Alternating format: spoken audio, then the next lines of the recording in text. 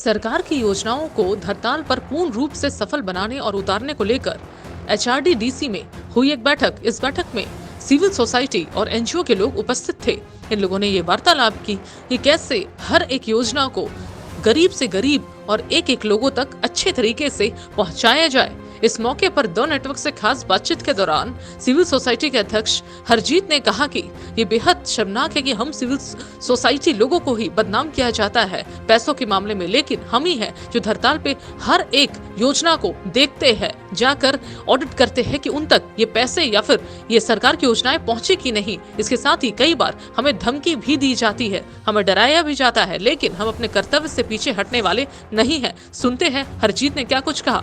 इसके साथ ही civil society activist तारा money ने भी द नेटवर्क से बात करते हुए कहा कि हम पर आरोप तो लगते हैं, डराया जाता है, लेकिन हम डरने वालों में से बिल्कुल नहीं हैं। आइए सुनते हैं तारा मनी ने क्या कुछ कहा।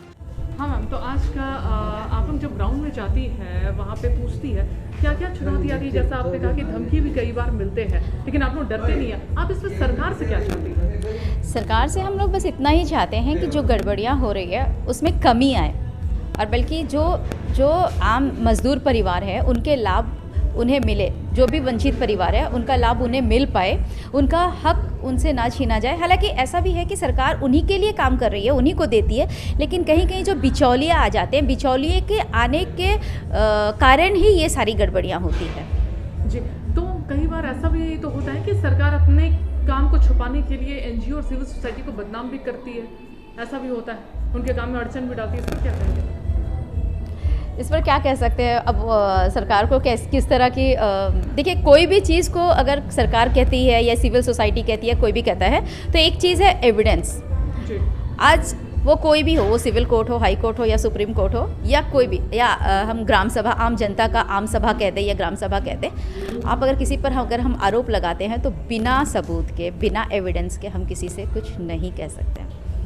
तो एक बात बताइए, अभी केंद्र सरकार जिस तरह एनजीओ के ऊपर शिकंजा कस रही है, लॉज लाकर कह रही है कि एसबीआई ब्रांच में ही खाता होना चाहिए दिल्ली का, इस पर आप क्या कुछ कहेंगे? ऐसे वो कह रहे हैं एनजीओ वाले हम तो हैरास हो रहे हैं ऐसे में। तो देखिए, अब तो सरकार का हम क्या ही कह सकते हैं, क्योंकि सरकार तो खुद ही सारी की।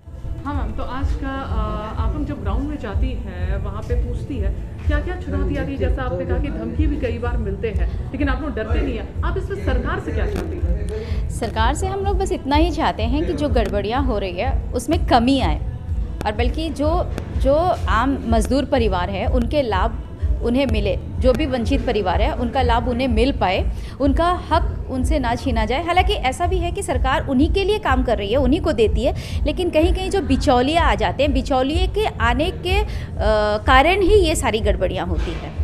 जी, तो कई बार ऐसा भी तो होता है कि सरकार अपने काम को छुपाने के लिए एनजीओ और सिविल सोसाइटी को बदनाम भी करती है, ऐसा भी होता है, उनके काम में अड़चन भी डालती है। इस पर क्या कहेंगे? इस पर क्या कह सकते हैं अब सरकार को किस तरह की देखिए, कोई भी चीज़ को अगर सरकार कहती है या सिविल सोसाइटी कहती है, कोई भी कहता है, तो एक चीज़ है एविडेंस। आज वो कोई भी हो, वो सिविल कोर्ट हो, हाई कोर्ट हो या सुप्रीम कोर्ट हो या कोई भी, या हम ग्राम सभा, आम जनता का आम सभा कहते हैं या ग्राम सभा कहते हैं, आप अगर किसी पर अगर हम आरोप लगाते हैं तो बिना सबूत के, बिना एविडेंस के हम किसी से कुछ नहीं कह सकते हैं। तो एक बात बताइए, अभी केंद्र सरकार जिस तरह एनजीओ के ऊपर शिकंजा कस रही है, लॉज लाकर कह रही है कि एसबीआई ब्रांच में ही खाता होना चाहिए दिल्ली का, इस पर आप क्या कुछ कहेंगे? ऐसे वो कह रहे हैं एनजीओ वाले हम तो हैरास हो रहे हैं ऐसे में। तो देखिए, अब तो सरकार का हम क्या ही कह सकते हैं, क्योंकि सरकार तो खुद ही सारी की। हाँ, आज क्या कार्यशाला के बारे में बताइए।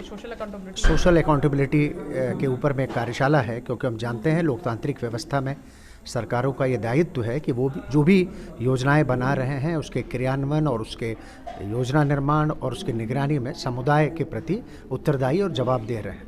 विभिन्न जो कानून अभी बने हैं उसमें भी इस तरह की प्रक्रियाओं की व्यवस्था है, उसमें social audit, citizen charter, community monitoring जैसे तत्व शामिल हैं।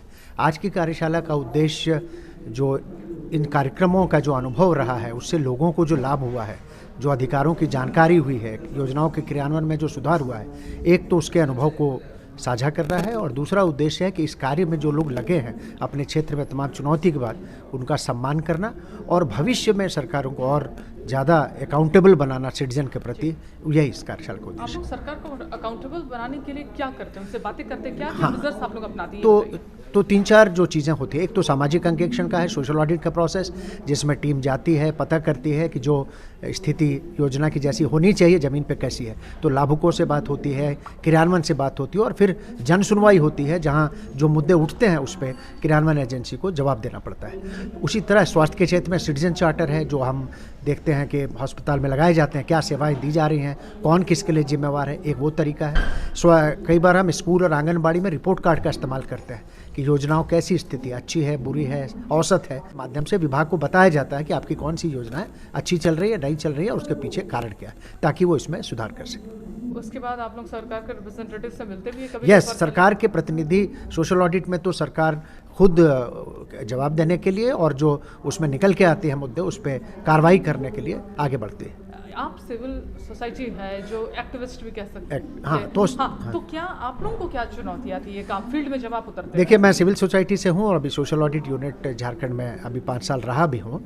चुनौतियाँ ये हैं कि एक तो है कि योजनाओं के क्रियान्वयन की मौजूदा स्थिति क्या है, उससे संबंधित कागजात दस्तावेज समय पर नहीं मिलते हैं। दूसरा है कि जो मुद्दे उठाए जाते हैं उसको ढांपने की कोशिश की जाती है, उसमें जो असली कारण है वो लोगों के सामने नहीं आ पाते। तीसरा है जो ठेकेदार उस तरह के लोग हैं या मिडिलमैन हैं, बिचौलिए हैं, उनका धमकी और उनका चैलेंज भी काफ़ी रहता है।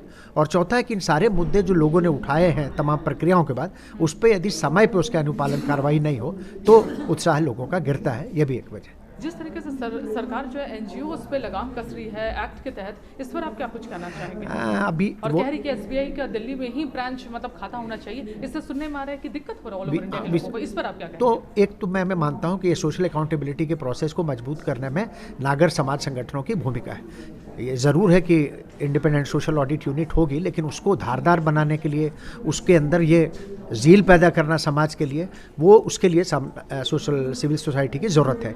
और मुझे लगता है कि उनको ये फ्री स्पेस दिया जाना चाहिए ताकि वो स्वतंत्र होकर काम कर सके और सरकारों को जवाबदेह बना सके। कई बार ऐसा होता है फाइनेंशियल मैटर में आप लोग को संदेह के नज़र से देखा जाता है इन टर्म ऑफ, इस पर आप क्या कहेंगे? मैं तो अभी कई बार झूठा आरोप भी लगता है। सही है, मुझे लगता है ये सोशल अकाउंटेबिलिटी सभी के लिए उतनी ही ज़रूरी है। यदि हम सरकारों से अकाउंटेबिलिटी मांगते हैं तो हमारा भी दायित्व हो कि जिस क्षेत्र में काम कर रहे हैं वहाँ पे सिविल सोसाइटी लोगों के द्वारा अपनी सोशल ऑडिट करवाएं और उनके सवालों का जवाब दें। मुझे लगता है जिस चीज़ों की मांग हम सरकार से करते हैं वो हमें खुद भी अनुपालन करना चाहिए। आपके हिसाब से सरकार को आप स्ट्रेंथन करने के लिए क्या कुछ करना चाहिए? देखिए, एक तो यह है कि जो भी कानूनों में प्रावधान किए गए हैं सोशल अकाउंटेबिलिटी की, उस प्रोसेसेस को एस्टेब्लिश करना चाहिए, उस फोरम्स को मजबूत करना चाहिए, उसके अनुपालन के जो पूरे सिस्टम्स हैं उसको और टाइम बाउंड करना चाहिए। यही हमारी आशा है। आपको लगता है कि सरकार अपनी कमियां को छुपाने के लिए कई बार एनजीओ और सिविल सोसाइटी को बदनाम करने की कोशिश करती है? जेनरिक टर्म्स में नहीं कहा जा सकता, स्पेसिफिक कुछ रीजन्स हो सकते हैं। मुझे लगता है कि दोनों यदि अपनी भूमिकाओं को बहुत बढ़िया से समझें, अपने दायित्वों का निर्वहन करें और जो मूल्य हम सरकार में देखना चाहते हैं उन मूल्यों को खुद भी आत्मसात करें, तो मुझे लगता है कि सेल्फ असेसमेंट की भी ज़रूरत पड़ेगी नागरिक समाज संगठनों को। यदि हम सरकार से पूरे ताकत से सवाल पूछना चाहते हैं तो हमें खुद भी बहुत ही पारदर्शी और जवाबदेही बनना पड़ेगा, मुझे लगता है।